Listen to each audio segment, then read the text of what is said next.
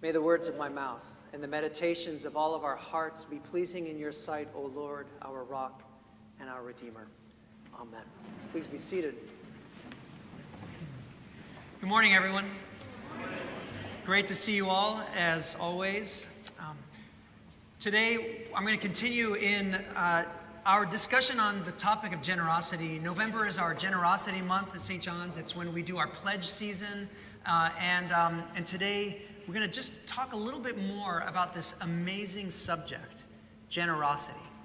Starting with the definition that I've shared many times here before because it is the best one that I know of, and I'll tell you again why today. Generosity, the virtue of giving good things to others freely and abundantly. Let me say that again. The virtue of giving good things to others freely and abundantly. This definition of generosity that comes from the Science of Generosity Initiative at Notre Dame is so great because it resonates with the Bible's understanding of generosity, which the New Testament calls good works. So this kind of umbrella term that you encounter in the New Testament, good works, captures this idea of generosity. Now, Jesus' entire Sermon on the Mount, his most famous sermon that we started talking about last week, that we find in Matthew chapters 5, 6, and 7, and Luke chapter 6. His entire Sermon on the Mount can basically be summed up like this, that discipleship is about practicing radical generosity in the world. So this isn't like one of the teachings of Jesus. This encompasses all of the teachings of Jesus. Discipleship is about practicing radical generosity in the world. That's what the Sermon on the Mount is all about. And once I tell you this, it'll make much more sense. So in Jesus' kind of worldview, anytime you give something good freely, it could be forgiveness, it could be kindness, it could be love, mercy, prayer, money, hospitality. Anytime you give something good freely, this is generosity. You're giving something good. Generosity is a virtue of giving good things to others freely and abundantly. And anytime you withhold something like vengeance, you hold off, you withhold judgment, so you don't judge, you hold back on that. This is also generosity. Because the act of not giving what is not good is also doing good. So discipleship is practicing radical generosity in this world. Can it be any simpler than that? If somebody asks you, what is discipleship? You can say, discipleship, according to Jesus, is practicing radical generosity in this world. But the question I want to try to answer today simply, and this is a very short sermon today, the question is, why generosity? Why is this the prescription that Jesus gives us? Why generosity? So I want to go back in time to the evening of 9/11/2001. 9/11/2001. Tannery and I had only been married about 2 months by this point. And that evening, her uncle, who worked on Capitol Hill at the time, calls her and says to Tannery, he says, okay, look, things are about to change really fast. So if you and Sari haven't yet applied for his naturalization, remember I'm not a citizen, grew up in another country. If you haven't applied for Sari's naturalization, i.e. your Palestinian husband, you need to do that as soon as possible because after what just happened today, 9/11, there are no guarantees. And so the very next day, September 12th, 2001, Tannery and I submit our application to what was known back then as the Immigration and Naturalization Service, INS. It doesn't exist anymore today. It's been replaced by the Department of Homeland Security. Very different post 9/11. Now, I have stories and stories to tell you about that whole process from the moment that we applied for naturalization in 2001 to when I was sworn in as a citizen 8 years later. Funny stories. although they weren't so humorous at the time, like accidentally putting our passports in the mail, thinking that's what we're supposed to do with this application, and spending the next 2 years trying to track them down. Terrifying stories, like going in for a fingerprinting appointment and really believing that this was another one of those deportation maneuvers that were making the headline news at the time. I actually kissed Tannery goodbye, saying I might not be back. Miracle stories, like when a random personal connection suddenly changed the course of my citizenship interview, and instead of it being delayed for another year because the paperwork wasn't ready, it landed me an approval stamp on my application just because of a random personal connection with the agent that was interviewing us. So all kinds of stories. But the story that I want to share with you today is of perhaps the most stressful part of that entire journey. And it was a time when Tannery and I were truly stuck. This was about a year into the process. We had both just gotten accepted to attend seminary, and we were about to make the big move from Alabama, where we were living at the time, to California. So everything was in boxes. We were leaving in less than a week. We had already quit our jobs. We had given our notice to our landlord, and we get suddenly this notification from the INS that says that you're not allowed to leave your current address while the application for naturalization is in process. And so every person we talked to, we called, the INS, and if we got a human being, they all said the same thing. They said, there's nothing we can do. You have to stay. You can't leave until you get the green light. So we finally, we get in the car just a few days to go before we're supposed to leave.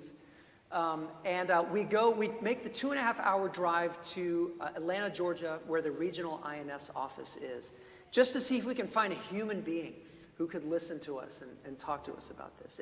And nothing. No movement. We left there, we were like sitting there left feeling completely powerless against this enormous and seemingly disorganized immigration machine. So here we are, we just met with someone, they're like, we can't do anything. So we're getting up, not knowing what we would do next. And all of a sudden, this other person sitting across the counter who must have overheard us, this smallish man with gentle eyes, kind of a grandfather figure that you would expect to see volunteering at a public library, right? Just to kind of give you an image, however you imagine that. So this guy comes over to us, he hears us, and we're about to walk off. He comes over and he says, hey, let me see if I can help. Come with me. So for the next 30 minutes, we sit across from this guy, and he gives us his undivided attention. He listens to our entire story. He goes to the back and tracks down our file. He talks to a couple of supervisors. He stamps a few things on our papers, and then he looks at us and he says, have a safe journey to California. It was amazing. One moment we were completely stuck, and then all of a sudden there was movement just because of the generosity and kindness of this one person. Mr. McManus was his name. But here's the best part of the story. So that evening, we were still in Atlanta. We'd just gotten done, and we went and had dinner with my relatives just to say goodbye to them. We were there anyway. And we were telling them this story. And one of my cousins, he goes, we had a person like that 20 years ago when we were going through the immigration process. We were completely stuck. We didn't even feel like we were human.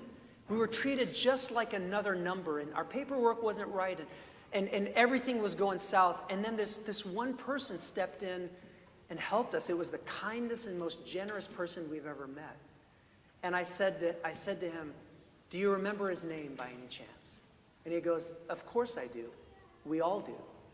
His name was Mr. McManus. Have you ever been touched? Have you ever been touched by the generosity of another person at a time when you felt completely stuck or alone? There's nothing quite like it. Generosity has a way of bringing movement to those areas of life where things get stuck. And it makes so much sense when you think of it like that. That generosity has a way of bringing movement to those areas in life where things get stuck. Because Jesus, when you think about what Jesus came to do, you realize that he came to break us out of those cycles that we are stuck in as humans. The cycles of greed, the cycles of violence, the cycles of prejudice and exclusion. We're stuck. I mean, I turn on the news every day and I think to myself, we're stuck as humans. We're stuck in this loop. It's like the same history repeating itself with violence responded to with violence and all this kind of stuff. And we need to get unstuck. We need movement. And that's why this world needs disciples who are committed to generosity, the only thing that really brings movement. And generosity is the way, and this is how Jesus puts it, I love this, how Jesus describes this infusion of generosity into the world by his disciples. This is how he describes it. He says, "Let your light shine, so that others may see your good works and give glory to your Father in heaven." Let your light shine. It's a beautiful image. This is why there's candles in the windows today, because this is the theme of our pledge season. Let your light shine. So this is my message today. This is why we talk about generosity all the time at St. John's, because this is the big picture. It's not one small thing that we do. It's all about generosity. We don't give because we have to. We don't share because it's a religious obligation. We give because it's how we bring movement, not just in our lives and the lives of others, but it's how we bring movement into the world. So one more story and then I'll close today. Author M.J. Ryan tells the story of a very painful period in her life where she was going through a major breakup of a 14-year relationship. And when she finally reaches out to a trusted friend and mentor for just advice on how to heal from this major heartbreak, the mentor gives her a prescription of 3 things. The mentor says to her, go to therapy, meditate, and reach out to others in need. And MJ Ryan says that she was a little surprised at this 3rd prescription. With everything I'm going through right now, isn't this a time for me to focus on myself, right?